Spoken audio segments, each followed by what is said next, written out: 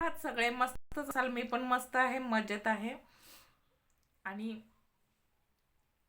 बघा, थंडी तर खूप आहे इकडं. आज ना एक खूप दिवसांनी मी आज व्हिडिओ बनवते. तसे तर माझे शॉर्ट व्हिडिओ असतातच, लॉंग व्हिडिओ खूप दिवसांनी बनवते मी. आणि तुम्हाला एक गोष्ट सांगायची होती बघा, कारण कसं म्हणजे नात्याच्या विषयी जर तुम्ही विचार केला ना, तर इथं सगळं काय आहे,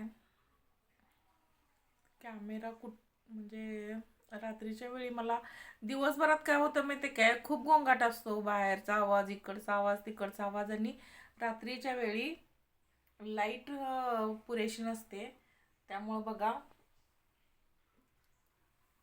हे प्रॉब्लेम येतात. तर जाऊ दे, मरू दे.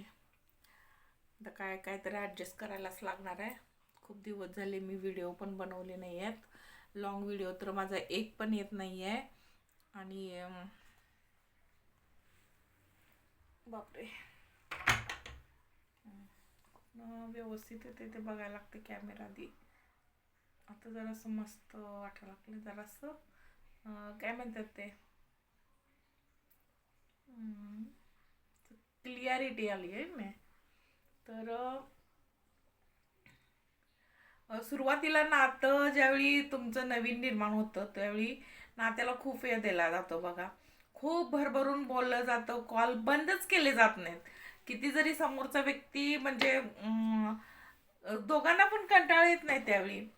आणि थोडे दिवस गेले ना, काय होतं माहिती आहे का, थोड्या दिवसानंतर एकमेकांचा म्हणजे कंटाळा केला जातो. कॉलवर बोलताना वगैरे असं जाणवतं की आधी भरभरून बोलणारी व्यक्ती हीच आहे का? आता काय झालं असेल? नेमकं काय होतं माहिती आहे काय, सुरुवातीला जेवढं तुम्हाला वेळ दिला जातो तेवढा नंतर दिला जात नाही. आणि नंतर मग ह्याच्यातनंच कसं होतं, वाद निर्माण होतात. वाद काय, आता हे दोन्हींच्या बाबतीत आहे बरं का. एकीकडंच होतं असं नाही, दोन्हींच्या बाबतीत आहे.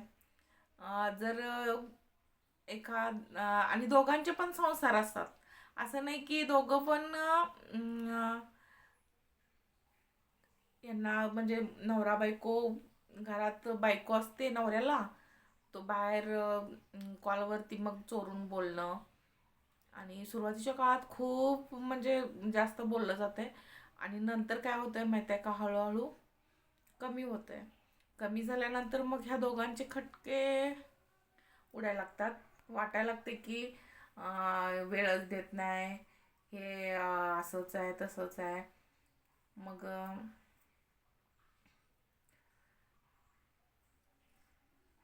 कारणं शोधायला लागतात की नाही मी कामात होतो, नाही मी कामात होते, त्यामुळं मला वेळ मिळाला नाही, तू समजूनच घेत नाहीस.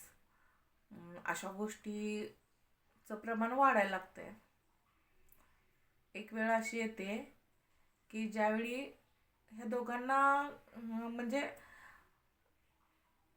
दोघांच्यात इतके वाद होतात की म्हणजे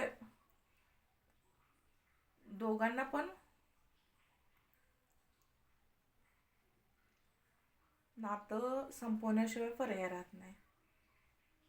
आणि शेवटी कसं असतं माहिती आहे काय, तुम्ही एखाद्या व्यक्तीच्या संसारात ज्यावेळी ती व्यक्ती म्हणजे तिच्या तिच्या संसारात आहे, तिच्या तिच्या मुळाबाळात आहे, तर तुम्ही त्या व्यक्तीशी ज्यावेळी तुम्ही नातं जोडता त्याच वेळी तुम्ही चूक करता ना.